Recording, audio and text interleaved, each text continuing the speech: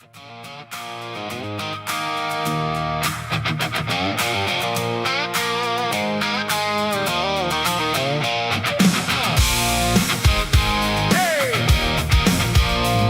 to heart.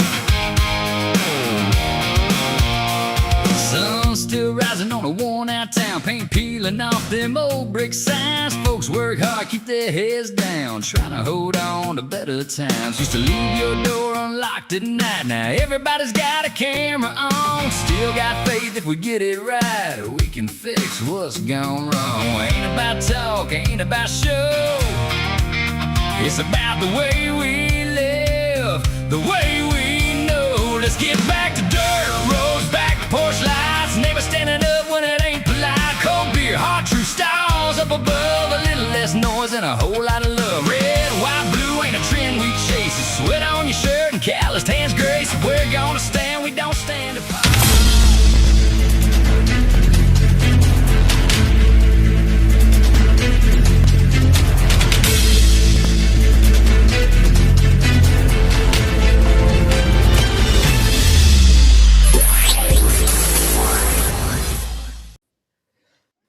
Good evening and welcome into Apex News Above the Noise. I am Kyle Thompson. And I'm Craig Blanton. Craig, what a weekend.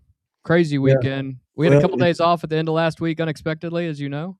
I was going to say that both of us being entrepreneurs and owning our own business, things come up every now and then.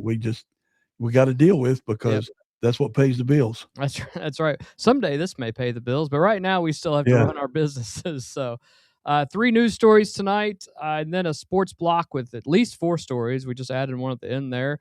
And I'll tell you right now, the last one is probably my favorite thing we've covered in a month. We start with the Postal Service, which published a 95-page rule Friday night that would change how mail-in ballots work in this country, Craig, in which 2 federal courts have already blocked almost entirely in liberal states, blue states, if you will.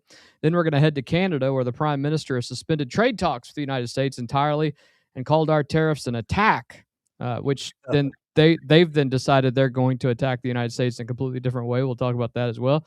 Then 2 federal appeals courts that told the Justice Department last week it cannot keep installing United States attorneys that the Senate never confirmed, which is the same argument we spent 3 weeks on with Todd Blanche. Then sports. This is where the fun starts to happen.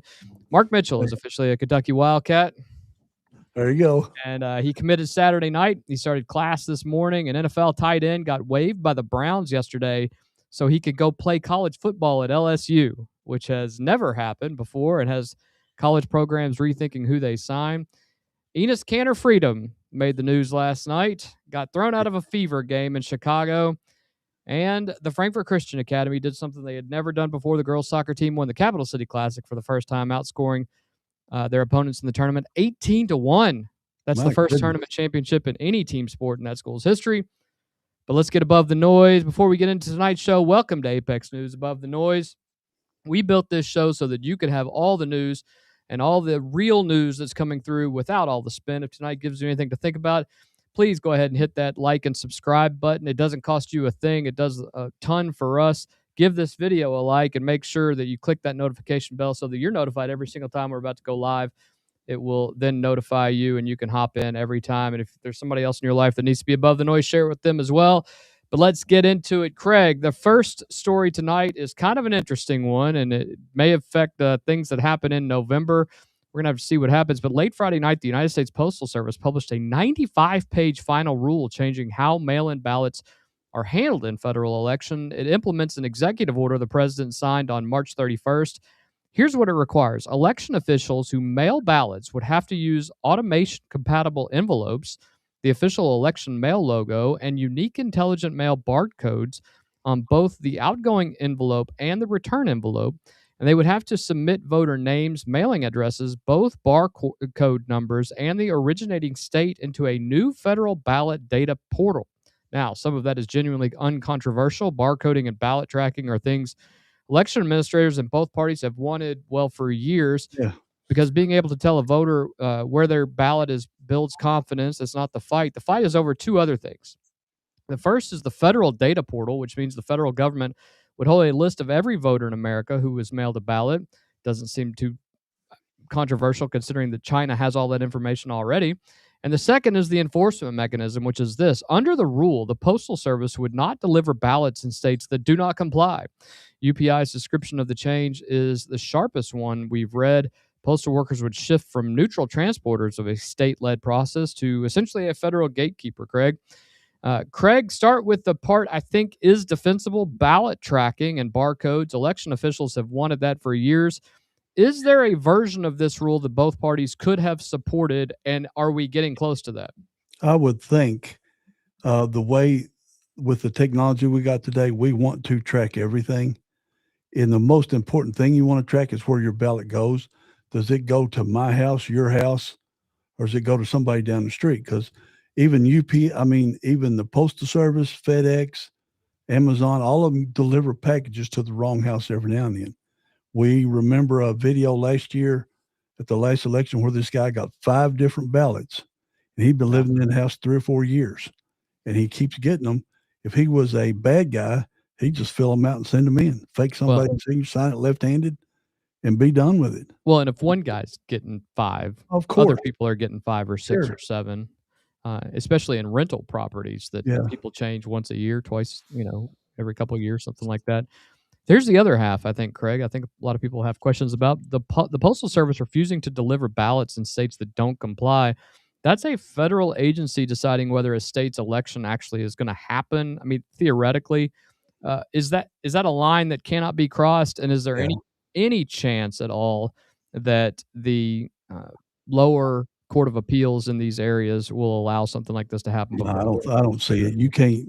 Their job is to deliver mail. It's not to set election rules, federally or nationally or locally. That's gonna fail all the way around. There's no 2 ways about it. Yeah. And just think about this: after the UPS loses billions every year, what if all the states decide we're just going to use Amazon and FedEx and whoever else to deliver the ballots to the houses? Because that's where we're headed anyway. Is privatization of the whole mail system. Well, it is one of the most inefficiently run agencies there is, and I don't know how you fix that without essentially cleaning house and starting over. Here's the complication, and it is a big one.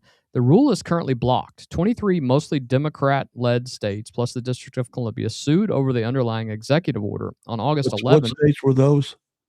I can tell you here in a second. Mostly blue? Yeah, California, Massachusetts, looks like New Mexico, and some others that were in there, New York, and the District of Columbia. On August 11th, U.S. District Judge Indira Talwani issued a preliminary injunction, her words, that it is now less than 90 days before the November 3rd midterm elections, underscores the critical need for an injunction to prevent defendants from changing the election rules on the eve of the election. And she went further than timing. She held that the executive branch lacks constitutional authority under the Elections Clause to regulate state voting procedures. That's a structural ruling, not a scheduling one. There are 2 live injunctions in cases called State of California versus Trump and League of Women Voters of Massachusetts versus Trump. A federal appeals court upheld the injunction in late July. The administration appealed to the Supreme Court on July 27th, and the court has not ruled. So the Postal Service published the rule anyway and said openly that it did so in order to be able to implement immediately if the Supreme Court lifts the injunction. The plaintiffs argue that publishing it violated the August 11th injunction. That's not necessarily true. It's actually applying it would be the violation if they did that. That USPS never sought a stay or filed an appeal first, and that the agency could have simply set an effective date after the midterms without violating anything.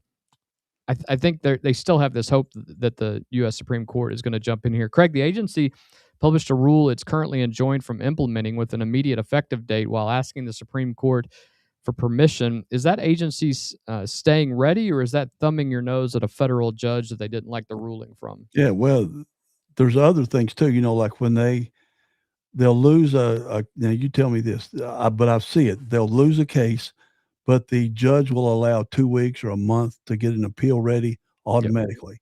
Yep. So you're going to be ready for that, right? That's correct. And that's what I think the post office is doing here. But they shouldn't do it this late. They should have done it early. I know why they're doing it, because we've seen too many examples now, New Jersey being the main one. But we've seen ballot stuffing. You got the vouching rule. that was just exposed by In Minnesota. O'Keefe. Yeah. Yeah, where I can go in and vouch for 8 other people and Yeah. say they're and they can Saying vote. they are who they say they are. Yeah, and of course, he does it undercover. They attack the procedure that he did, Not the fact that he was able to do it. not what he uncovered, and the people at the voting area joking about it, you know. So something's got to be done. We require ID for literally everything. There's an ID to get into our new BJ's. You got to have an ID to apply for a card at Costco. Yeah. If we can do that before you can even walk into a grocery store, something as simple as that. Yeah.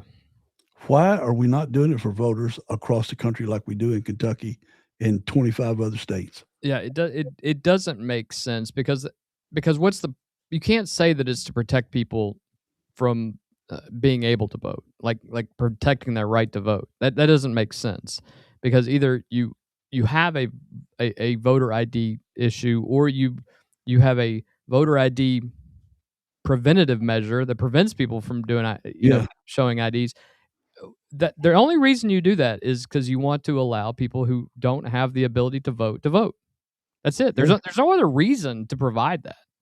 And if the argument is, well, I should be able to vote without my ID because IDs are hard to get. If you don't have the ability to go get an ID and take the steps to do that, then you shouldn't vote anyway. Yeah, but even saying something like that, how do you live? How do you get anywhere you go? How do you do anything without an ID? It doesn't make sense. It's simple. You can do it online now. It's a piece of cake. If you don't have your birth certificate, your kid can't play in the Little League World Series, cannot play in local Little League, Pee Wee, Instructional League, any of that stuff without a birth certificate. Well, they won't be able to shop at Mom Donnie's new state-run. You got to have an ID. That's right. You have to have an ID, and the Mondami's was supposed to be free grocery stores, right. Now 30% off, and now 30%. It's changed the third time, only on certain products. Right. It's only so it's the not food everything. It's the not everything. Right. So if you got to have ID to get into that communist grocery stores, and you got to have an ID for your kid to play baseball or your kid to be on the basketball team, a birth certificate. Granted, they're a little bit harder because you got to pick up the phone and call vital statistics. That is pretty hard because you might not have a phone and you might not be able to get down to the library or ride an Uber. I mean, it's just. But in Kentucky, you can do it all online. I can order Craig, I can order your birth certificate online right now. I personally can order your birth certificate and I can have it within 72 hours delivered to my house. Because it's not protected. It's not protected. It's a public document. Right. It's public as can be. So that argument just makes no sense to me. Yeah. I don't understand it. I'll never understand it other than they cheat. That's the only explanation it can be.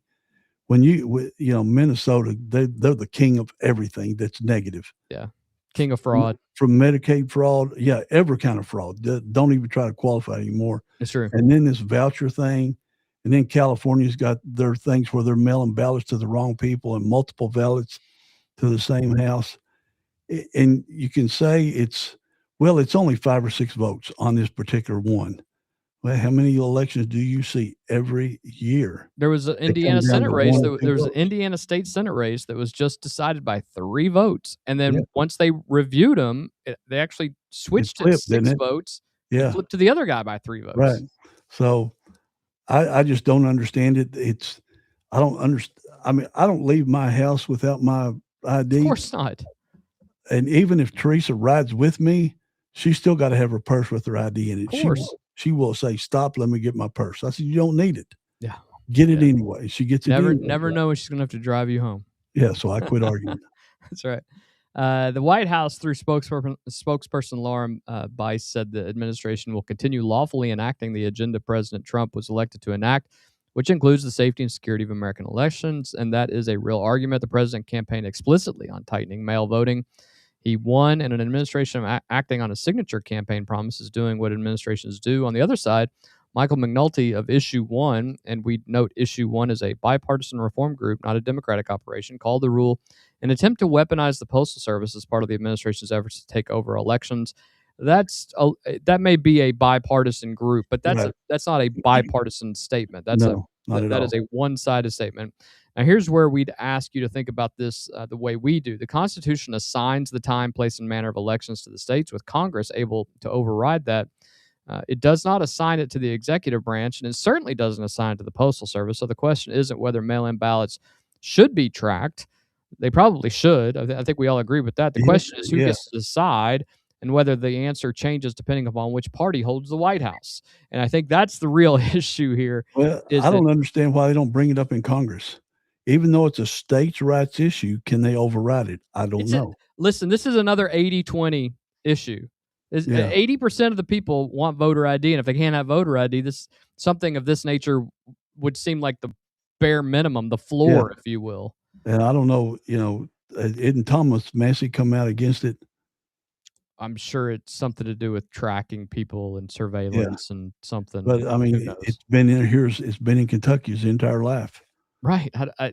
It's not even an issue here, and that's the crazy thing. We have as good a turnout as anywhere in the country. Absolutely. Presidential elections were around between 60 and 70% on presidential elections, and in Franklin County, who's had it ever since I've been voting, is always the highest percentage in the state. Yep. And because even our urban areas have high voter turnout compared to other urban areas. Yeah. I mean, Louisville has a significantly higher voter turnout than, say, New York or Detroit.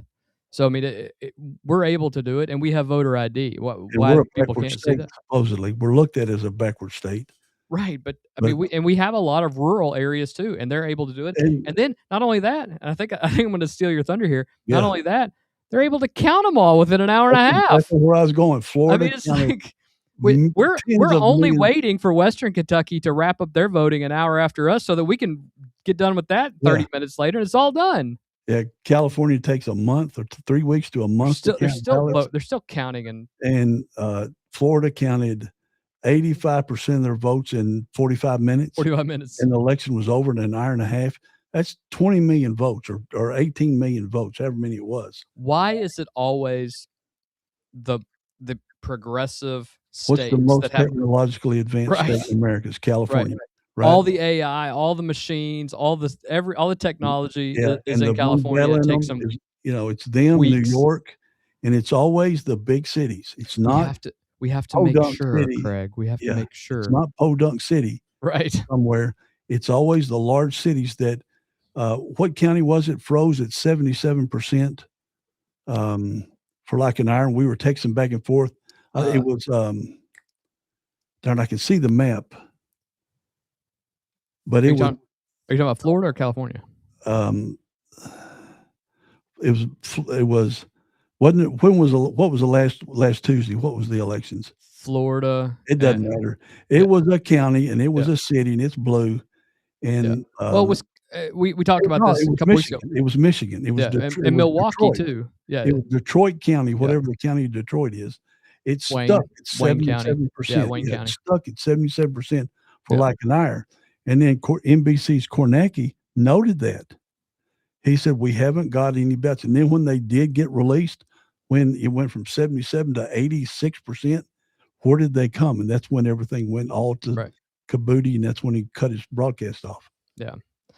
Well, from ballots to trade, because our closest ally, and I use that term. They're not an ally. Very weakly. Yeah. Because our closest ally just walked away from the negotiating table entirely. Canadian Prime Minister Mark Carney, has suspended trade negotiations with the United States, not paused, not postponed, suspended over a dispute about proposed 50% tariffs on more than $20 billion worth of Canadian goods, imposed in a way that bypasses the rules of the trade agreement the two countries signed.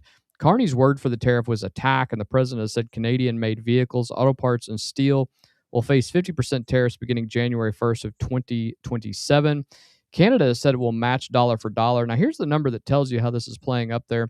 A survey found 76% of Canadians say ending the negotiations was the right call. 3/4 of the people.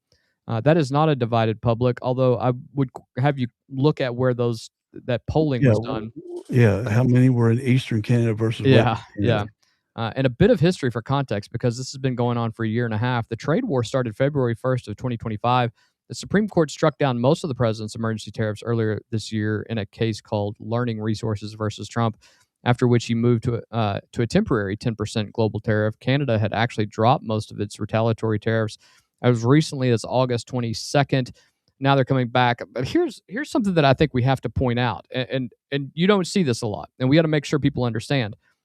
Canada has tariffed us to death for decades. Yeah, our timber was at a way over 100% because Canada's, they got a lot of woods up, a lot of trees up there.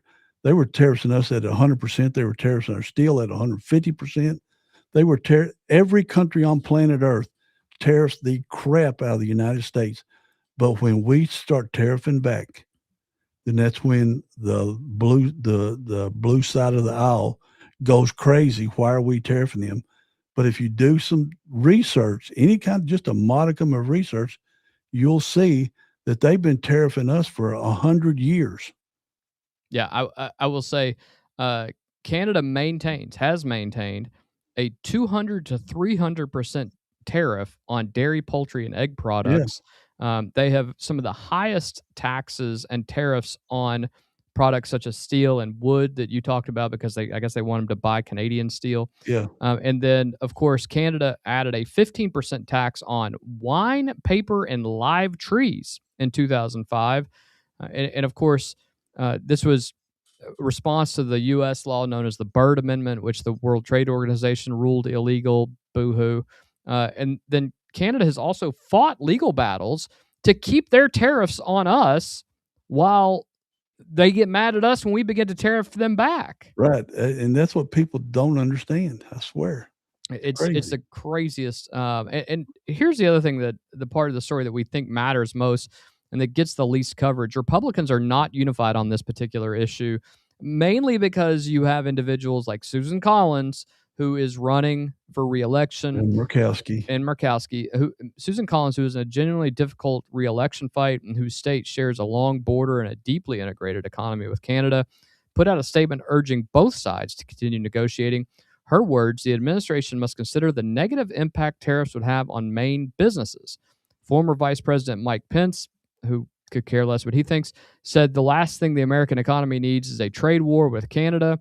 On the other side, Transportation Secretary Sean Duffy predicted Carney will come to the table because the tariffs will bite him in the backside. So you have a sitting Republican senator, a former Republican vice president, a cabinet secretary saying three completely different things about the same policy. And this is not an abstract for us here in Kentucky. We covered the 25-state tariff lawsuit on August 4th, and Kentucky was a plaintiff.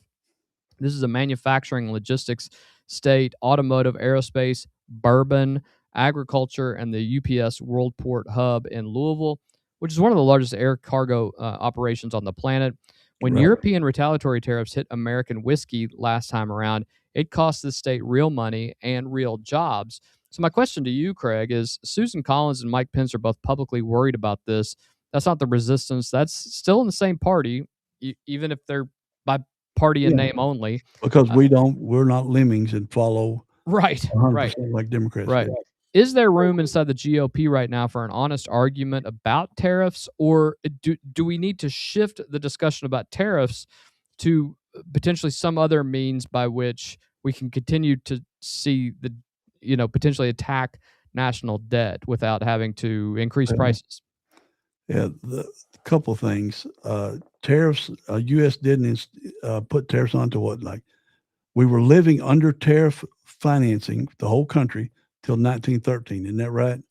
That's correct. There was no federal tax. There was no any kind of taxes to run the government. No income tax. Yeah, and then Canada comes along. All these other countries start tariffing us. Why does the USA always have to cave to these other countries? Why do our people say, well, Canada, Italy, Spain, we're going to cave. We don't care if you tariff the crap out of us, but we're going to charge you 0% tariffs. Why is that? Why does China want to sell us all this stuff, but we can't sell American goods in China? Right. Japan did it for a long time. You don't see American cars sold in Japan to any number at all. They do have some dealerships, but it's just a tiny percentage of Yeah. Japanese cars, and we got, giant Southeast Asian factories all over the country. So I Well, don't understand why our politicians always, whether it's Democrat or Republican, always want to cave to these foreign countries when they're doing the same and worse to us. well, and I think the other thing to that is that we are dependent. We have become dependent on cheap products that are coming from China Thank you, China. Yeah. and Taiwan and other Well, we places. say thank you, Uyghurs, for their It's slave true. labor. Yeah, it's exactly what it is, and it's ironic to me and to you to hear people complaining about, oh well, you're gonna add these tariffs to China. It's gonna make these products go up, and these are just hardworking Chinese people that shut up, Watch shut the up. It's videos slave that get out of labor. the country. Yeah, watch the videos that get out of the country. They're trying to calm their deserts down, Gobi Desert, and Yeah. I think Gobi's in China. Yeah. They're trying to calm their deserts down. They've got people out there in 120-degree heat with a spade, and they're planting trees in the sand. Or they're in these rare earth mineral fields with children. Right. Well, that's in Africa too. It is, but they're owned by, or not. They are owned and controlled by China in these Correct. African countries, and they are And- using slave And labor. videos of children being in there, literally using spoons to dig Yes. cobalt out of a cobalt mine. So again, I don't mind the tariffs. And I think this thing was rigged from the whole time I was telling you about before we went on air. Premier Doug Ford of Ontario, Yep. who just despises the United States, he wants to add additional tariffs, even though Canada is targeting Alabama, Arkansas, Florida, Iowa, Missouri, Montana, Texas, and Wisconsin. I was glad as heck Kentucky wasn't in there. But why are they targeting those states? Because they're red states. All 8 of them, except, 7 of the 8 are Doug Ford. I'll use his exact quote. They're politically significant. The 8th state is Wisconsin, which is, purple, politically significant. So he's wanting to, the prime minister or premier, whatever they call him, of Ontario, is wanting to mess in our elections. Right. So I say, if that's the kind of thing they want to do, let's hit them back harder and say. Well, he very famously bought ad space during NFL football games to essentially try to rub it in the nose of the Americans. Totally backfired. All it did was fire up people against hating Canada. During the Canadian U.S. Canadian hockey match during the Olympics, they did that, and it obviously did not work out well for Canada. Just kind of inspired the group as well. Here's the thing, though. I think tariffs are something that are very technical and hard to understand why you're even doing it. There obviously is a purpose behind it. What's the protectionism? And the other thing people don't understand is it is bringing. We've already seen it. It is bringing jobs back to the United States, especially automotive jobs, manufacturing jobs, Toyota, energy jobs. Yeah, Toyota. Georgetown, Kentucky has the largest Toyota plant in the country. For now. That's about to change. When Toyota Tundra production leaves Mexico, where they're probably paying those guys $6 an hour. If that. So it's gonna move some. I think it's San Antonio, but they're definitely moving to Texas beside another Toyota plant, and it will make those 2 things the largest Toyota complex in the country, and that's all because of Trump's tariffs. Now you can say tariffs are bad, but Trump just created 3,000 or 4,000 jobs directly with Toyota. Ours is currently 8,000, so you could say maybe it's 10,000. And you get all of those tangential jobs. There's another 100,000 jobs that come with that new Toyota plant. My son works for a plant that's feeder Toyota. He goes to San Antonio about every 2 or 3 months. He just got back from Japan, Toyota Japan. They're big, and it's all based on tariffs. It's why all these jobs, all these factories that are paying slave labor across the world that doesn't seem to bother anybody, But when they come back to America and they also demand $30, $40, and $50 an hour salaries, your products go up, and then they blame that on tariffs when you can't have both. And right now, this is totally off the subject, but off subject? Yeah, I No learned way. over the weekend that the giant insulators, I think that's what you call them, those things that hang on the telephone poles that blow up, transformers. I didn't know where we were going with that. Giant transformers that run electric, in the great big facilities. Yeah. We have forgot how to make them. This is a quote. We had forgot how to make them in America. And we're a 2.5 year wait if one goes down.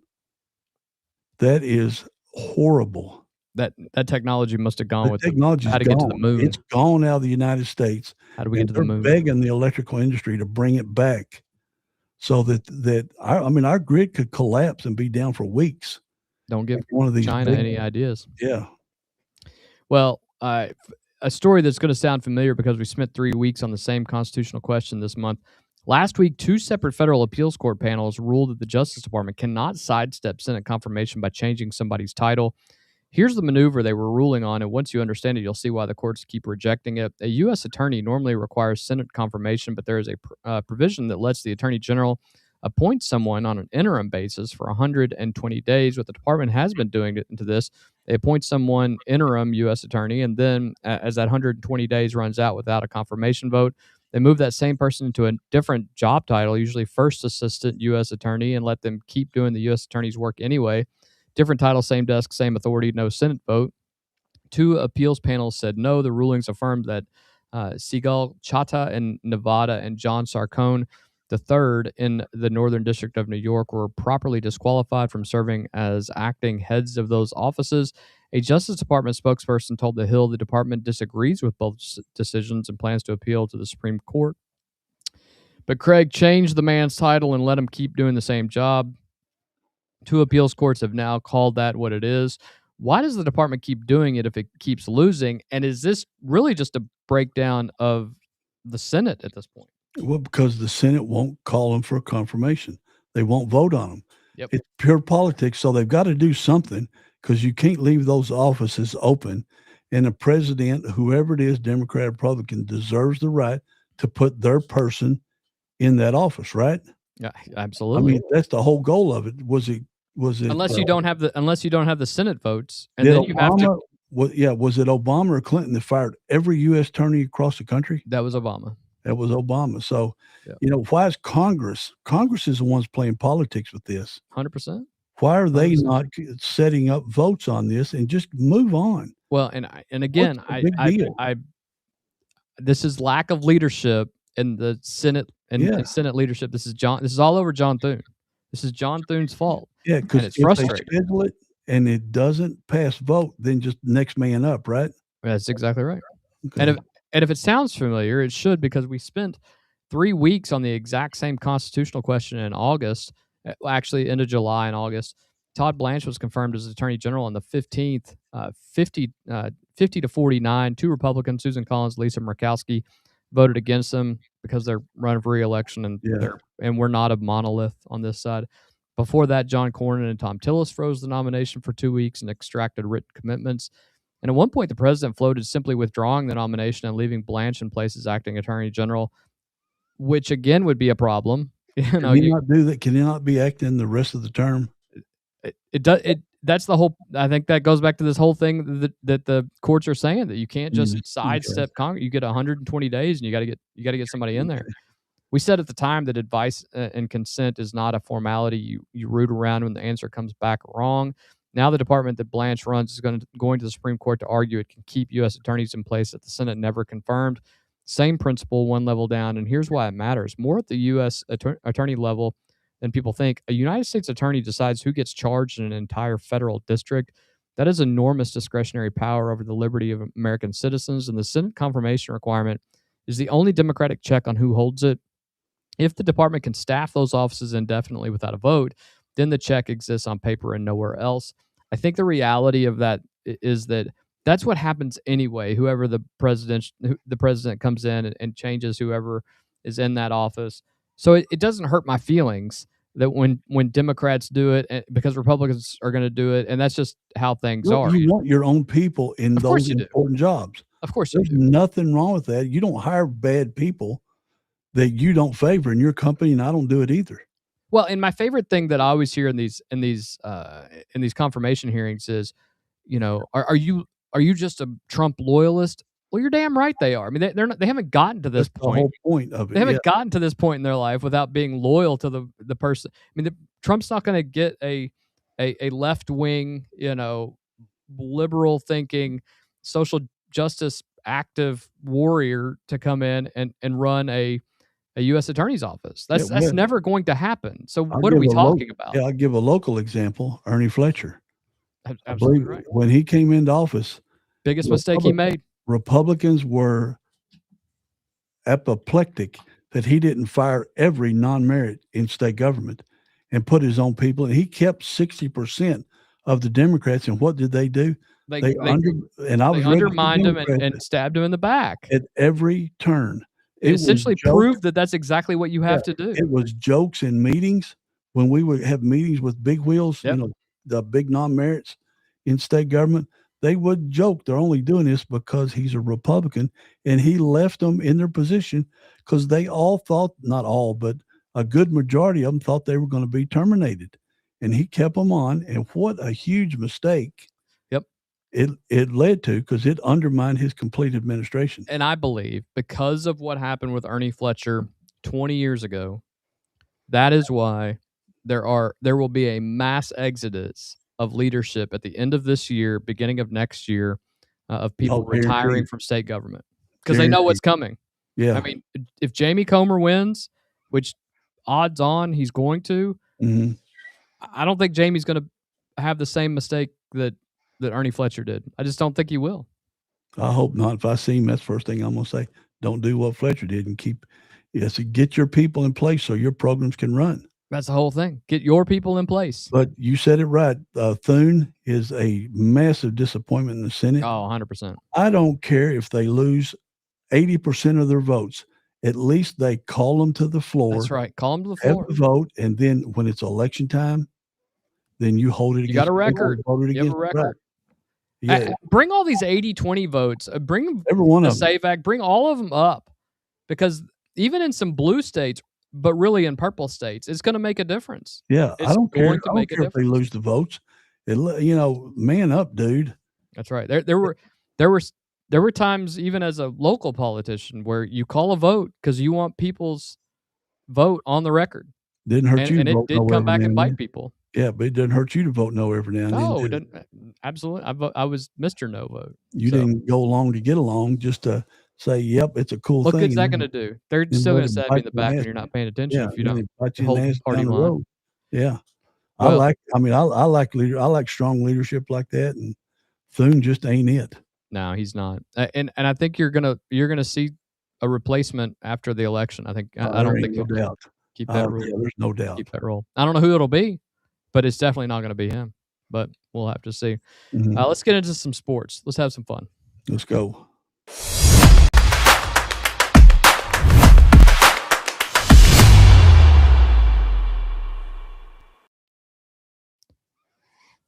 Well, it happened. It happened, Craig. It happened Friday morning in Louisville. Jefferson Circuit Court Judge Brian Edwards granted a temporary restraining order covering Mark Mitchell and 12 other plaintiffs, 13 athletes, giving them a 5th year of eligibility. It's my understanding that Alex Afari is going to try to get into that particular lawsuit. We'll see if he's allowed to. Isn't it too late? We'll see. Because the case is still going. Oh, okay. Theoretically. We'll talk about that here in a second. And opening a transfer portal window for them through this Friday, August 28th. Mitchell entered the portal almost immediately within an hour with a do not contact tag. And on Saturday evening, I don't know honestly why it took him 24 hours, but he waited a little bit. He committed to Kentucky. On threes, Joe Tipton headed first. And here's the part that tells you how fast this moved. The University of Kentucky's fall semester started this morning. Mitchell applied to the UK admissions office, got cleared, and rushed to Lexington to enroll. According to On3, as of early Saturday afternoon, he was still weighing options. I don't know about that. By Saturday evening, he had committed because he understood that every single day mattered. He is 8 weeks behind everybody else on that roster after missing the entire summer. His brother described the pitch this way. Pope gave his vision to Mark, but not only that, the confidence and assuring him that he'll leave the program a better player and a better man. And his brother said Mark felt that. Craig, we'd been talking about this for a couple of weeks now, that it was going to come down to this court ruling and whether you just go with the guys you got or do you this. And we're going to talk about some of the things that are going to still happen with this. But that court ruling Friday morning, commitment Saturday night, in class Monday morning, that's a college basketball player enrolling in a school on 72 hours notice because of a judge. Have we ever seen anything like this? No. And are we going to see anything like this? No, well, because, like we've said last week, it's going to be over in 8 months. 8 or 9 months. It's going to be over. We'll never see this again. But I mean, there was speculation on various YouTube channels, sports channels, that he was holding out to maximize his dollars, which is what is normal. And so it kind of can't blame a kid. Cannot blame a kid these days. Saturday morning, Saturday afternoon.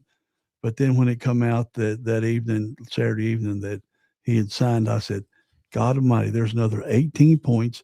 6'9", 230-pound basketball player that was second team All SEC. That's correct. Or second or third? Second last year. Second all team. This is a huge addition to our front court. And what wonders, Cam Williams talk is really quiet right now. We haven't heard anything on Cam. Well, we'll talk a little bit more about the roster, but I believe that the Cam Williams discussion will light up because as I saw Field of 68 today, they essentially said you have two snipers now that don't have to move one of them into a power forward position. Yeah. Because as much as Momcilovic is going to be on the floor, Cam Williams is able to play the 2, the 4, the 3. Right. Which is great to be versatile like that. And he's such a good shooter. He's a great shooter. I mean, I've seen everybody's penciled in Mark Mitchell as starting forward, but I guess maybe so. But I mean, the other thing is you get to Cam Williams. You get to make some roster decisions that may be different every game based upon who you're playing as well. Because he's not a good 3-point shooter, and he's not a good free throw shooter, and Cam is really good at both. Yeah. But he's a better rebounder. He's a better rebounder and a better all-around scorer. Yeah. At least getting under the basket. So let's talk about that. What does Kentucky get? As you said, 6'9", 230 pounds, 5-star recruit out of the class of 2022. He spent 2 years at Duke, 2 years at Missouri. Last season, 18.3 points, 5.2 rebounds, 3.6 assists, and nearly 34 minutes a game. Shooting 55% from the floor, which is good. 38.8% from 3, which is not bad. His size is not, but Cam is better. But he's not shooting 6 3-pointers a game. So he's efficient when he does shoot.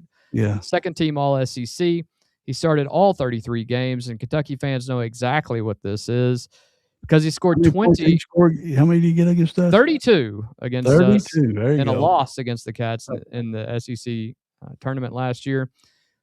He scored 20 or more in all 3 career games against the Cats, 22 points and 7 rebounds as a junior, 21 points and 4 assists in Missouri's 73-68 upset inside Rupp Arena, and then 32 points and 7 rebounds on 13 of 21 shooting in the SEC tournament. In a game, Kentucky won by 6.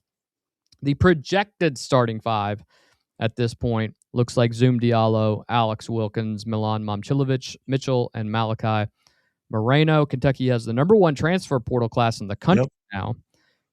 Which ahead of Louisville. They're right, I was going to say, who's number 2? Louisville fans this weekend. 2? Louisville. They are salty.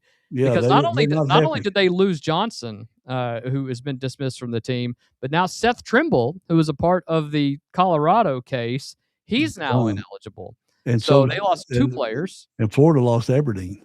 Florida lost Aberdeen at this point. So Jeff Goodman today was like, I can't believe we're talking about this. That guy's in the California lawsuit. These guys are in the Florida. Or this guy's in the Kentucky lawsuit. Like, what are we doing? This is ridiculous. Nobody's playing by the same rules. It's kind of a mess. CBS Sports moved the Cats up to number 12 in its preseason rankings. Boy, that's cute of them. Yeah, that's nice. It's really funny. They're ahead of Louisville on that, or they're not ahead of Louisville in that. What is funny is they're like, it's number one portal class.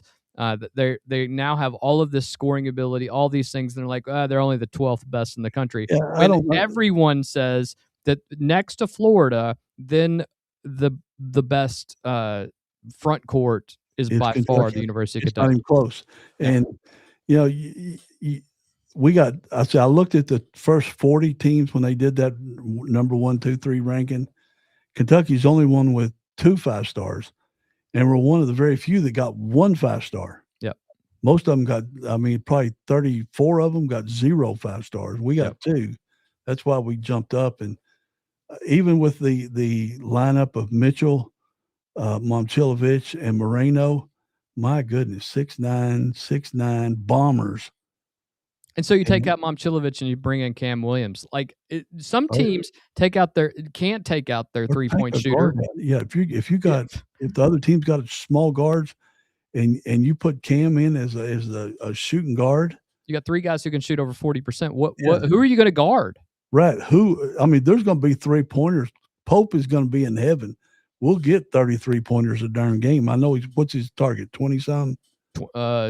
22. No, that's not correct. 25 3-pointers a game is what early on. Now I think we'll he's have probably games pushing that 30. 30. Yeah, we'll have games with 30 for sure. And they're going to shoot threes in the transition. That's just right. reality. They're going to pull up and do it, and even if no UK players underneath. No, these big guys, run your butt down there to get the rebound because these guys are going to shoot. This is in the spring. Pope told us that physicality, brute strength were going to be this team's weak point. He just went and got a 230-pound All-SEC forward, essentially making them and a defender. This guy plays great defense. There's lots of claims like, Zoom Diallo, he has a lot of turnovers. Alex Wilkins, it may not be a good on-ball defender. All these crazy things that people say, but what they miss is that with those, he also has 5 and 6 assists a game. And they're 6'4" and 6'5" guards. 6'6". Yeah. And we know D is not in Momcilovic's alphabet. It is not. So we had to A, B, C, E. Yeah. We had to. I'm glad you had to pause on that, Mr. Attorney. I had to think about it. It was about to be F. So Mitchell's a good ad for sure, and I still say, with Cam in there and Momcilovic on each wing, and either guard drives to the basket. If they don't score themselves, all they got to do is throw it out. One of those guys will be wide open because they'll have to guard our guards when they drive because they score better on the inside than they do outside the top of the key. Yeah, and now you have guys like Malachi Moreno, who we saw in the scrimmage, the open scrimmage that they had. He's shooting from 3 regularly now. You got a 7-footer. I mean, obviously, for him, it was I got to improve my jump shooting ability to get into the NBA. But you now have legitimately 3, maybe 4 guys who will be in the NBA playing on your team. Mm-hmm. We're not to 2015 status yet with the level of play, but we're now a competitive team, right? We're now in an area. Yeah, now it's going to be on Pope. Yep. To coach these guys to the Final Four. Well, and I said this to somebody. I said this to a good friend of mine, Kevin Fox, who's a U of L fan, but he also went to school with Judge Edwards. Yeah, I've met him a couple of times. Yeah, he said that he was that this judge is just one of the really nicest guys he ever met. But we were talking about, both Pat Kelsey and Mark Pope. They're going to be on the hot seat. Yeah. Listen, if you both have $30 million rosters again, you're going to be on the hot seat because if you don't win with this, then they'll find somebody that can win with this group. And for some reason, people and Jeff Goodman made a good point today. Listen, if you got a bunch of nobodies on your team at Kentucky, you got to make the Final Four. If you got a bunch of studs on your team, you got to make the Final Four. So you might as well spend all the money you got. Yeah, I had us at Elite 8 minimum before Mitchell. And then as soon as we signed Mitchell, I posted, well, we're Final Four bound now. we can now play against Florida to we win the SEC outright. We're last year, you and I talked about this. We were like, gosh, Gonzaga just beat the snot out of us. We still have to play at Florida. Right. Like this is not going to be fun. So, I mean, now you're not as worried. You've got some bruisers, and you got Frank Kepning that you're going to bring off the bench too. By the way, who still has 5 fouls? Yeah. That, is a real bruiser. Yeah, I'm not worried about anybody the whole season this time. Like you would fret, sit on the edge of your seat watching the games. No, I'm not worried about any, because if we're throwing up threes and we're playing good defense, I mean, the ball will go where it goes. I will say that this probably puts Kentucky probably predicted second, third in the SEC. Texas A&M might, or Texas may be above Kentucky.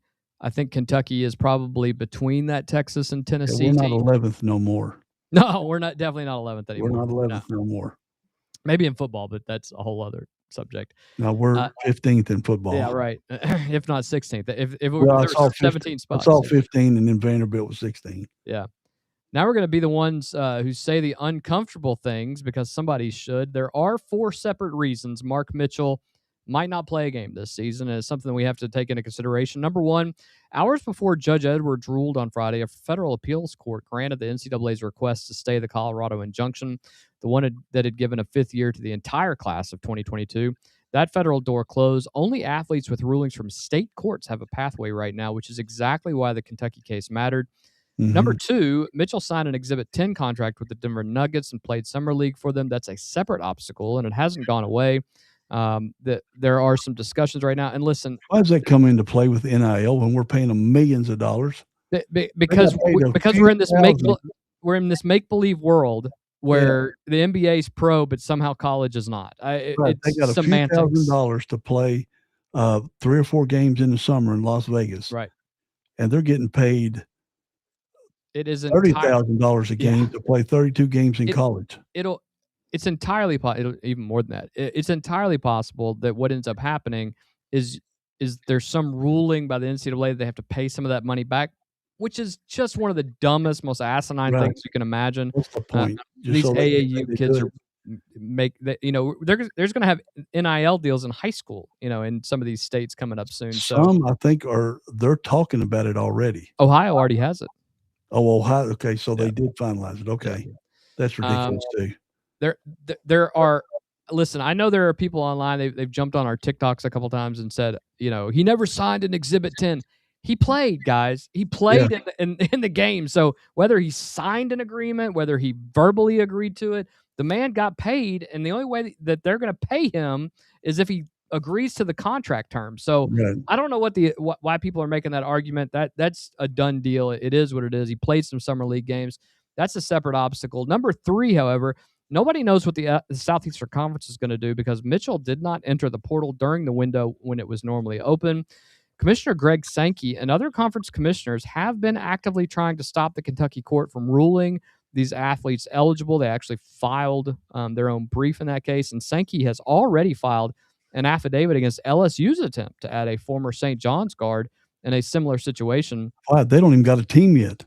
Right. It's a joke on ESPN this weekend. They ain't even got a damn team. They have 4 signed players down at LSU. Will Wade has messed that team up so bad. It's just a mess. Yeah. And number 4, the NCAA can appeal it. But here's the problem. They can't appeal a temporary restraining order, right? Yeah, there is a temporary there is a temporary restraining order prior to the hearing on an injunction. Now, if an injunction is entered, that in Kentucky law, you cannot appeal a temporary restraining order, right? You can't do that, because all that's doing is holding things in place. If there is an injunction, there is a method by which they could go to the Kentucky Court of Appeals, ask for the injunction, or if the case somehow wraps up, which it's not going to, but if there's an injunction, they can go to the Kentucky Court of Appeals. They're not there yet. So there could be a hearing on the injunction in, say, September. Mm-hmm. There could be a ruling, and then it could go to the Kentucky Court of Appeals on motion while the case is pending down in Jefferson Circuit Court. The meat of the case. Yeah. But then, of course, the Kentucky Court of Appeals could then do exactly what the federal courts did in Colorado and essentially We're building a new court of appeals in Frankfort. We are, yeah, right next to the AOC. Yeah. And if that happens, which is precisely what happened in Colorado, you could have another issue. The Ohio version of this order was stayed. Remember, the Ohio Court of Appeals actually stayed this. The Tennessee version was not. Duke Basketball Report puts it as plainly as possible, as anybody could. I hate to say give Duke any credit, but they do make this. For now, Mitchell can enroll and practice, but he has no guarantee he'll be able to suit up, much less play a full season. Now, here's the other question. Do you risk all of that with the idea that Greg Sankey and the SEC or the NCAA, they could penalize you for doing this? They could make you forfeit games. They can set rules. How can they forfeit a game if a judge says he can play? Bediako. Same thing happened in Alabama last year. Now, they didn't punish them, but they said they were going to if he went ahead and took the court. I mean, it's just a threat. But if a judge, this way, if Judge Wingate ever retires, we're going to have to have him on. Let him talk. Have our best circuit judge in Kentucky come on and analyze these things for us. But not that you're not doing a good job, but it wouldn't hurt to have a lawyer. No, it's always good to have it from a judge's perspective too. Get a lawyer and a judge, and we'd be rocking. I'm not arguing with them. I'll tell you that. Yeah. My take is this, and I think you'll agree with me. We are thrilled. This adds something that Kentucky needed, a big bruiser that can rebound and score. Who wouldn't want that? If you want to take, perhaps the best transfer behind Milan Momcilovic, you essentially got the number 1 and number 2 transfers possible. 2 5-stars. Yeah, I mean it's just an amazing all around get. So that's fantastic. Mark Pope held that 15th scholarship since June, while every message board in the state told me blown the offseason. And you had half of the fan base saying Dark Pope, is going to get it done. Then you have others that are Whiff Pope and Coach Whiff. And all those other two stuff. cards up at on the beach. Yeah, it was either the best patience or the best luck, or he knew something that we didn't. And either way, he's got a top 12 team, top 10 team. I don't care what anybody says. I don't see how it can't be. Number 1 portal class. Who had the number 1 portal class going into last year? Duke. Michigan Wolverines. Oh, Michigan. Okay. And all they did was just run through the entire NCAA. Yeah, they won everything. We need to enjoy it. We should enjoy it. This is great for Kentucky basketball. Everyone should enjoy this. We should all be very excited. We hope that Alex Safari is able to join in this. Alex Safari, linebacker for the University of Kentucky Wildcats. For right now, he was in the Colorado case. He is now ineligible. Let's hope that he can get in. The irony is that Denzel Aberdeen could jump into the Kentucky case, which I don't know how that would work. I was reading that earlier. It seems like he needs to file one. Needs to file one in Florida. It seemed like, I don't know. But I want to say the thing that I've been saying for a month. A young man had to hire a lawyer and get a state court judge to grant him permission to make a phone call and enroll in class. He committed on Saturday night and started class Monday morning. And because a court order gave him a window that closes Friday, it's not a system. That's a scramble. The NCAA fumbled this. This is incompetence at the highest level. With the NCAA. No point even doing this. Why you would allow everybody younger than this class to have a 5 for 5, but not let this class have it when everybody ahead of them had the ability, because of COVID, had the ability to do all this stuff. I said it, you and I talked about this in March when we started this podcast. What's going to end up happening is they're going to make this ruling in June, and when they do, they're going to get sued that day because it's disparate treatment of the same people, and you're only picking out one class. It's totally unfair. Same type of people, same factory. Same factors, everything, except one class. You're picking out one class, and you're denying them. And here's the other part of this, and I told somebody this the other day, and I think this is the real aspect of this. If a court ends up deeming them to be totally ineligible to play this season just because that's the rule and they uphold that rule, that doesn't prevent these guys from turning around and suing the NCAA for denying them the ability to earn money. If you take the 100+ guys who want to enter just college basketball and then you add football, that's $1 billion judgment that would be coming again. It would cripple the NCAA again. It would be the largest verdict ever against the NCAA. I'm asking this. So just so people understand, if all those athletes that, if they all say they can't play, if the NCAA says they can't play, they sue the NCAA, courts rule with them, NCAA appeals it all the way up to Supreme Court rules with them. The NCAA's got to pay those, even those guys didn't get to play. Yes. They've got to The pay damages those for guys not being able to play. Right. So even though Kentucky wouldn't win, or Florida or whoever wouldn't Which win, makes absolute. those This is players will get only one money. group of kids. Why the NCAA is digging their heels in on this is absolute nonsense. Right. It makes. I wish I could hear an argument. I've yet to hear an argument from the NCAA that gives a good reason. Otherwise, it's just a losing argument, and then you may end up getting sued, into oblivion. So, and they've spent millions of NCAA dollars already. Easy. This is over in 8 or 9 months, because I guess it'll depends on how far baseball and softball go into the spring year. But it'll be over by this school year. So say May, it'll be over by May. Why are they blowing all this money for something that's a one time in history thing? Why are they doing that? I don't understand why they made the rule not apply to everybody. Apply to everybody. They picked out this one group. What morons are in? Are there lawyers in that? Who's leading these idiots? Oh my gosh! Into potentially financial oblivion, and then the SEC and the Big Ten take over everything. Well, and what happens? It's going to produce a season where players get pulled off rosters in December because appeals may go through or may not go through. That's going to be a mess. Somebody, Congress, the NCAA, the conferences, whether it's the SEC, the Big Ten, combined, or whatever else, somebody has to write eligibility rules that survive a courtroom. Period. End of story. And you either get the players in the room with you to figure it out and let them unionize or whatever they want to do. But until they do, we're going to keep covering Kentucky basketball as a legal beat, because it has to be at this point. And that's not good for anybody, including Mark Mitchell at this point. Well, it takes away from the season. Well, it does. Like, why can't we? That's the other aspect. Is there anything that doesn't cause a lawsuit in sports anymore?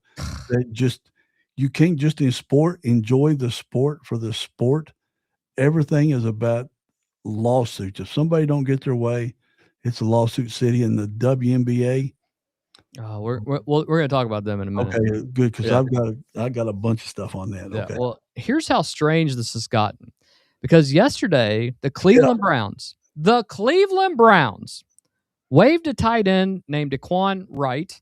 He played at Ole Miss. According to his agents, if he clears waivers, which he's going to, he has an agreement in place to play for Lane Kiffin at LSU this season. Yeah, this was all rigged. I mean, not rigged, but he from what it sounds getting playing time, was he? Yeah. Well, from what it sounds like, when all this happened, he went to the Browns and essentially said, "Cut me. I've got an agreement to go back." Okay. And so they did. Well, if you don't want to be here, you're going to be on the practice squad. Maybe get some reps and late in games or something. And not make hardly any money at all. Not make nearly as much money. So he did. He would be the first player in history to sign with an NFL team and then return to college football in the same season. He is also already the first active NFL player to formally enter the NCAA transfer portal while still under contract. Yeah. He did that on Thursday while on an NFL roster. How? Well, it's the same way as Mitchell. Different state. Wright is one of the 16 players who sued the NCAA in Louisiana, where Judge Will Jordan granted a temporary restraining order, giving them eligibility for this season, and again, opening a 1-week portal window. The lead plaintiff is a former LSU edge rusher named Jack Pyburn, and there is a condition in that court order that people are glossing over. To regain his college eligibility, and this is where I think it's going to go with the Exhibit 10 contract, Wright has to repay all the money he earned as an NFL player and fully terminate his league status, which is probably, even if it's a couple $100,000, he's going to make more, playing. So it doesn't make any sense. Some LSU donor will give him the money. Yeah, his base NIL deal. His base salary would have been $885,000, but that doesn't mean that he's gotten $885,000 because they If pay he's you on on a the weekly practice squad, basis. it ain't 885,000. Well, that was his base pay for the year. Signed base pay contract. Yeah, signed $885,000, but that includes signing bonuses and everything else. Yeah. But they get paid weekly or bi-weekly in the NFL. Every He 2 hasn't weeks. earned all that money, so Right, whatever he yeah. has, he's turning that down and has to pay money back. Well, to and play in college football. tight ends are the glamour position in the NFL right now. They are. So you want to be as good as you can possibly be, and if you don't think you can make it, go back to college and make $2 or $3 million or more at LSU, Well, and then come back and try it again next year. his agent's own words were that it is he can give all the money back and make double the amount of money in college There you go. that he would in the NFL. What are we doing at this point? You're making double as a college player. They're gonna have to, then what the You NFL got to get a hold of this. Got to get a hold of this. Well, they have to. That's one thing NCAA won't touch. Well, the reaction has been something. All right. Browns head coach Todd Monken asked about it, said, "I wondered why Lane Kiffin reached out a week ago. Now I know. I didn't call him back.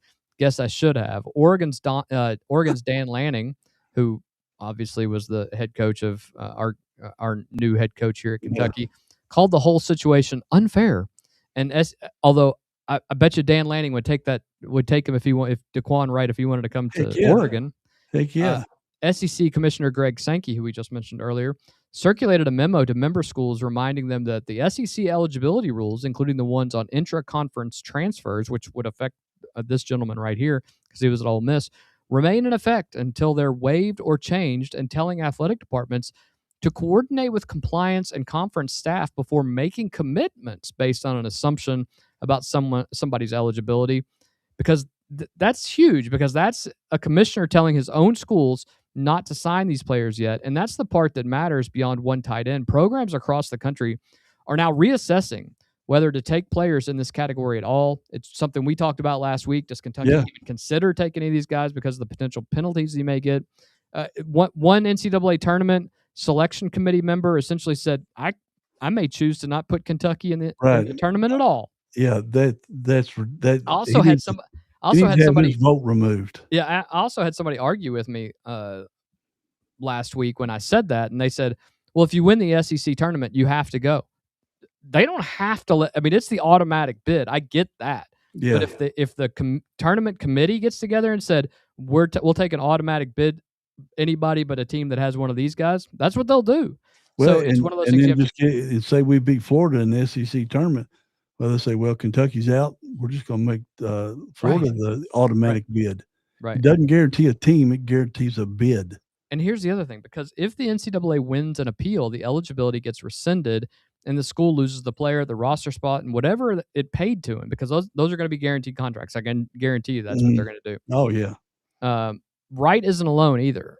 Former SMU running back TJ Harden and former Ole Miss defensive lineman Xavion Harris are pursuing the same path. LSU is number 11 in the preseason poll. Why not? And their season starts in less than a week. Their week 0, I think, is when their first game that they play is. Craig Sankey is telling SEC schools not to sign these guys, and Lane Kiffin signed one anyway. We signed one in basketball. Is that Kiffin being Kiffin? Is that Pope being Pope? Or is he right that if the rule can't be enforced, it isn't a rule at all? Well, why not sign them instead of letting somebody else get them? And then if the ruling comes down the road, then they're out. Yeah. But if the ruling comes like we think it's going to go, because this is a 1-year aberration, then we got the players. LSU's got the players. Texas, if they do it, they've got the players. And good tight ends don't grow on trees. Yeah. So he's good enough to get drafted. He's good enough to get signed. But if he doesn't get any minutes, if he just gets mop-up time, gets in on 10 plays a year, why not go back to college? Totally agree. Pay back the money in the NFL. Get better. Throw up better stats. Right. And then, there'll be some tight ends retire. That Kelsey guy, the Chiefs, will probably retire after this year. Well, he can go home and be a stay-at-home dad. He doesn't need to work. Well, he's got money. His wife's got money. Let's be honest. His wife's got money. He's worth $300 or $400 million probably. Yeah, she's worth $1 billion. Let's check. Yeah, she's worth kept over man. That's why I've hung out with Jennifer as long as I have, because I'm a kept man. She makes all the money. I'm Teresa's yard boy and That's right. pool Yeah. boy. That's what she calls me. And she says, "Hey, pool boy, go do something at the pool." Fair. Well, something else crazy happened the other day, yesterday, as a matter of fact, involving Enes Kanter Freedom. Kind of saw something like this potentially coming down the pipe. I was watching this game, believe it or not. Sunday night at Wintrust Arena in Chicago, the Indiana Fever beat the Chicago Sky 113-90. This was a big game because it was the rematch between the players involved in the issues 2 weeks ago with Sophie Cunningham and Carrington and all those players. Yeah. That is a loss that eliminated Chicago from playoff contention. They beat them like a drum. Beat them by almost 20. Yeah. 23, I think is what the final was. 23, okay. I could be wrong with that. Late in the third quarter, it stopped being about basketball. With 1 minute and 22 seconds left in the period, Sky guard Natasha Cloud scored, celebrated with a teammate, and then turned toward Enes Kanter Freedom, who was sitting courtside along the baseline. Cloud yelled and pointed at him. Freedom stood up, extended his arms, and took a step towards the court, not onto the court, but towards the court. An official gestured for his ejection. Security and several Sky players got between them. Cloud's teammate she walked to him too. Oh, she provoked him. She stomped towards him. Listen, if Michael Jordan threw his hands up, well, I'll give a better one. Reggie Miller and Spike Lee, famously during the 1990s, had a famous rivalry. There were throat slashing, signals. Spike Lee was standing up and giving him the business. I didn't see. They didn't remove them from the game.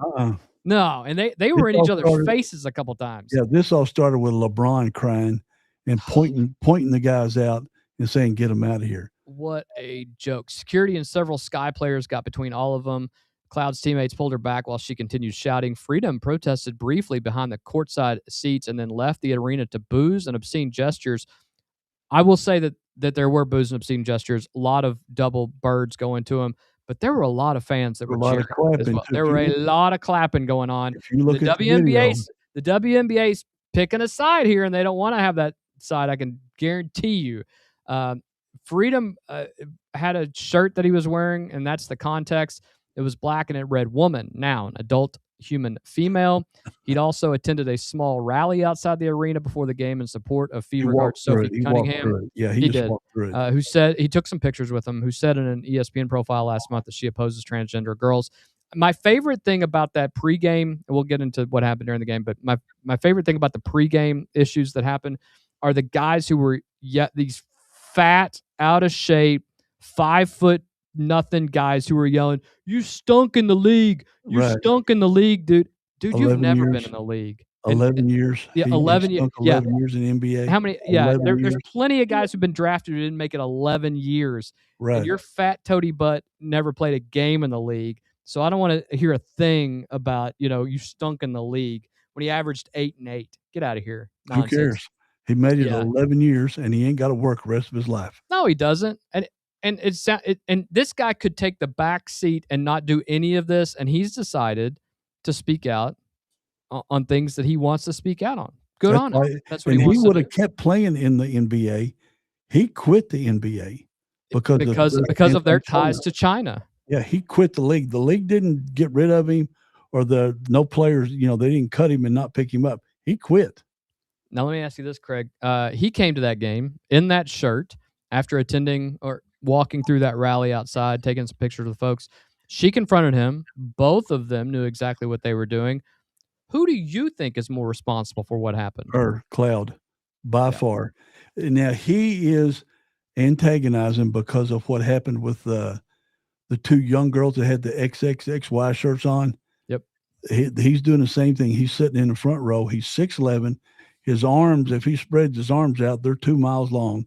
He's an imposing figure at a 6'11" guy, but he's sitting down. He's not waving his shirt. He's not doing this. No, he was not doing that. The girls, none of that. She made her play. She was very upset for whatever reason, and she went at him. He didn't do nothing. I still don't understand why he got kicked out of the arena. They can't say that he took a step. Well, maybe that league is so soft. That Oh, league is God. they're throwing people out because they say somebody said something about my hair. Right. Like, what are you talking Well, about? and they go by, they call themselves the W, Yeah. not the WNBA, because the NBA subsidizes every team, or they would have closed decades ago. Listen, you and I have been to professional sporting events. We've been to college sporting events. Heck, we've been to high school sporting events. Yes. I can think of one last year that you and I were doing the play-by-play on, and we heard some things out of some private school parents Yeah, that would out make front your of hair us. curl. They Yeah. would have definitely gotten kicked out of a WNBA game. I Right. can't get over how soft. You talking These about those that were sitting professionals right outside the window? Yeah, yeah. Yeah, those yeah. mothers, woo, boy, We they had- they just set a match on fire. They were coming after us. Yeah. And we weren't doing anything. It was funny. It's just listen. Sports gets people wound up, and then people who can control their emotions, they leave the event. They're fine. It is what it is. That's 90% of the people. There Yeah. will always be 10% of the people that live and die vicariously Well, through there's- whatever happens on There's a UK field. fans, and I've said this for Lots of UK fans, right? decades, that and I worked for one when I first started in state government back in the day. If Kentucky won by 20, it wasn't enough. He would come in all mad. We should have won by 33, or we should have won by 40. No victory ever satisfied him, and no victory satisfies some portion of a pretty good percentage of our fans, probably You're right. low double digits of our fans. No matter, I don't care if we win 30 games by 1 point each. Beside the excitement factor, I don't care. Should have won by 50. Yeah, the 96 team that won, what they average, 22-point victories for the whole season, 22 points. something like that. Margin And victory. fans were still upset with them. I remember it. I said, Yeah. man, this is a once-in-a-lifetime ride. Best Yeah. college basketball team ever. Enjoy this, but gosh almighty, they just can't understand it. Yeah. Well, here's what everybody said afterward. Cloud met with team and league security and did not talk to reporters, but she ran to social media. Don't want to Yep. answer questions, but want to run to social media and said that this is just fantastic. Transgender people will always be protected by me. He wants to play in the WNBA. What's wrong? Right. He's claimed that he's a transgender. I don't And that's understand all what it takes, because remember the weightlifter guy with the beard That's right. broke Sky every record. Yeah, Sky coach Tyler Marsh backed her. I told her that we all embrace her as someone who protects our team and protects people who need to be protected. Listen, I got other stuff to say about this, but they ain't gonna protect transgender people when they come in and take their jobs. When they take their job, They're gonna be there. It's not fair. Well, this is exactly what he's talking about. Freedom, Marsh said. If you come to a game, you should probably come to enjoy the basketball. That seems pretty simple to me. Caitlin Clark said she didn't see it. Smart. Yeah. We were talking about the next play in our huddle, so I think that's probably a question for Chicago. But then Fever coach Stephanie White, who she's an idiot, who's got to be fired. I don't care if they win keep her on. I don't care if they win the whole damn thing. They got to get rid of her. Yep. She said it's important that people in that room don't give it any gas, that it's a social media thing. I agree with that. And a fan named Trista Smith from Boise, who happened to be sitting in Freedom's row, followed him out and told reporters he'd only cheered during the game and that the ejection was unfair. One more piece of history worth knowing. Cloud and Freedom have clashed before. This is not the first time these two have gotten into it. In 2023, they went back and forth on social media after Cloud criticized the U.S. government. This is not two strangers, and the underlying situation hasn't changed since we covered it 3 weeks ago until today. The WNBA, through multiple outlets, they have not made a statement yet, but through multiple outlets have said that Enes Kanter and Royce White are not eligible to play in the WNBA because only women are allowed to play in the WNBA. Well, define a damn woman then. If they could do that, listen. Well, they could do that right now. See that France transgender guy. 20 and 22. They could. 20 points, they could 22 fix rebounds this. a game. Listen, if the WNBA were to come out and say we are taking a stand that all women born as biological women are the women who are the people who can play in the WNBA, I can guarantee you, Royce White and Enes Kanter would leave you alone. Yep, they would 100% leave you alone. World Tennis Association's already done it. They've done it for years. Yep. that you take a test one time test, and you can play or not. Yeah, I don't. This is the worst. It's like every time they make a take, it gets worse. The I don't know how WNBA is not basketball no more. They're social justice warriors. That's all they are. the whole thing. I mean, that's it. And how this is minor. How do they let those women have those inch-long fingernails when they're swatting at people in the face? They're eventually going to blind somebody. Well, they've already had multiple people injured, so. Yeah, you see those long fingernails when they're swatting at people's faces. Why are they even allowing that? Because you can't wear jewelry, right?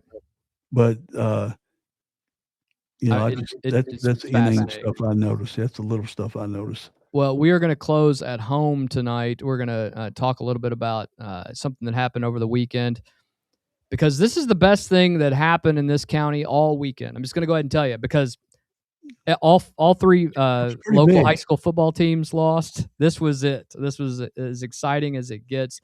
The Frankfort Christian Academy girls soccer team won the Rotary Capital City Classic. That is the first time in school history, and it's not just the first soccer championship. It's the first tournament championship in any female team sport the Frankfort Christian Academy has ever won. Let me walk you through public schools. What's that? Over all three public schools in town. Yeah. I'm going to walk you through that. Okay. And how they did it, because the scores are the story. 4 teams, TFCA, Frankfort High, Franklin County, and Western Hills, were all in the tournament. Monday, the 17th, over at Western Hills, the Lady Royals opened against Franklin County and won 7-0. Wednesday, the 19th, at Capitol View Park, they played Western Hills and won 8-0. That's 2 games against the 2 traditional county powerhouses here, the 2 county schools, at least in these sports as well, and all team sports. That's 2 games, 15 goals scored, none allowed. And then Saturday night, 8 o'clock at Capitol View Park, the championship against Frankfort High. And understand who Frankfort High was coming in. They'd beaten Western Hills 9-1 and Franklin County 5-0. Both teams were undefeated. Both teams were scoring in bunches. This was the 2 best teams in the tournament meeting on Saturday night, exactly the way you want it. TFCA won 3-1, and that 1 goal Frankfort High got is the only 1 goal that the Lady Royals gave up all week long. 3 games, 18 goals for 1 against them, which brings us to the young lady in the net, Ella Hansen. 2 shutouts in 3 games and 1 goal allowed across the entire tournament. That is impressive stuff. And they, Craig, I know you're not a sports guy, but you are I'm big not on local athletics. I know you're not a soccer guy. I know you're not a soccer guy. But I know you're big on local high school athletics. Yes. And how important it is. No doubt. This TFCA has only been in KHSAA for a few years now, for where they have come from and what this means to these girls. I think you've been a part of a lot of athletic teams yourself. This means a lot, especially for the families and the kids who have tried so hard. And they didn't just squeak one out. This wasn't an accident. They beat the dog snot out of some of the local schools. So this was impressive. Frankfort High had a great showing, great game. A lot of good sportsmanship. I heard great things from both sides about what was going on in that game. Your thoughts on what Frankfort Christian Academy's done here? It's historical. It's a great thing. It shows that kids, because before when you went to a private school, you couldn't participate in extracurricular activities, much less sports. So it's a good thing. Maybe it's hopefully not a recruiting kind of thing. Not at all. Not with this group. Do you know who their coaches are? Yes. This is Brad Gross. He's their coach. I'll find out who the other coach is as well. And one of the cool things is, like all the schools, TFCA buys Da Vinci's Pizza. Well, you got to love that, right? Oh yeah. So it's I didn't know about it obviously because it's soccer and I don't follow soccer at all. But I've got several friends that are huge soccer guys. I'm sure they were following it, and it's an impressive thing for a private school, and it's good things for the athletics of Franklin County, for the athletes of Franklin County. It's just a good thing all the way around. Yep. Daniel Moore is the head coach. I apologize, Daniel, for not getting that out faster. Brad Gross, he's been one of the assistant coaches for years and years. He's been there since they started this program. Good on him as well. I mean, these are all just really good kids. These photos, by the way, come by way of Jason Gilbert, who his daughter Ellie is one of those. Let me talk about this. Let me talk about this all tournament team. They cleaned up on the all tournament team, as they probably should have, which is worth reading out because these are our neighbors' kids. The format is 2 players per school at a minimum. From Franklin County, Jayla Bowen and Micaiah Wheeler. From Western Hills, Spencer Estel and Chelsea Smith. Frankfort High placed 3 of them: Emma Johnson, Becca Pyers, and Autumn Wardlow. Frankfort Christian Academy placed 4 of them: Abby Moore, Lily Moore, Ellie Gilbert, and of course, Ella Hansen, the goalkeeper who allowed 1 goal in 3 games. The most valuable player of the entire classic was Abby Moore of the Frankfort Christian Academy. 2 per team in that format, but the Lady Flyers got 4 on it and the MVP. Quite impressive stuff. I don't have any other way to put it. Really good on them. Good for this program. Good for these families. It's good for sports in Franklin County. It is great for sports. When you have 4 good programs in any sport, it makes all the other teams better. Making everybody better, right? It makes everybody better. So good for them. Tonight they are playing Tate's Creek, which is going to be a litmus test for them as well. Maybe this will get the move to get them some artificial turf soccer fields in Franklin County finally. Well, and you know, the Franklin County Western Hills will play at they play at the football field. So they, you know, when they play some I'm talking about Capitol View, where we can hold regional tournaments and have more fields available if we can get them put down there. I do have to give another special shout out to Ella Hansen for a second. Goalkeepers get named about once a decade in a story like this. My wife, Jen, was an all-state goalkeeper. I would be doing a disservice if I did not give a shout out to this lady one more time. In goal 3 games, 2 shutouts. She made the all-tournament team. That's just an amazing accomplishment. And by the way, she's somewhat of a newcomer to soccer altogether. So good for her. As one dad told me, she's a beast. So good for her. And so I think that's quite impressive. They will be tough. They will be a tough out in the 11th region this year. So good for them. One other thing that we want to give credit for, local sports-wise, Franklin County sophomore Emerson Bowling was recently honored for earning first-team All-State honors in girls golf during a ceremony at Big Spring Country Club in Louisville. Bowling is the first female golfer from FCHS in 30 years to be on the All-State first team. With Bowling, our FCHS assistant coach Rick Preston and Carmelo Benassi, 2 good men as well. Yeah, Rick and Carmelo are great guys. Carmelo's he's a spectacular golf coach. He was a great golfer, but he's an even better coach and a better person. Anything we got to cover before we get out of here tonight? No, just run through my brain. I can't think of anything. I think we covered pretty good. We didn't talk about Iran again. It's almost becoming a habit. I don't know whose primaries are tomorrow. I think there's some couple of good ones in there. I think there are a couple ones tomorrow. But other than that, Well, Craig, thank you as always. Couldn't do this without you. It means a lot to everyone watching and listening. Thank you for being here. Make sure that you subscribe. If you haven't, give us a like. Share it with someone who needs to be above the noise. And if you know a Lady Royal tonight, tell her congratulations from us. It means a lot. But until next time, make sure that you guys stay informed, stay sharp, stay above the noise. You guys have a great Monday evening. We'll catch you guys tomorrow night, Tuesday. See ya. Bye-bye.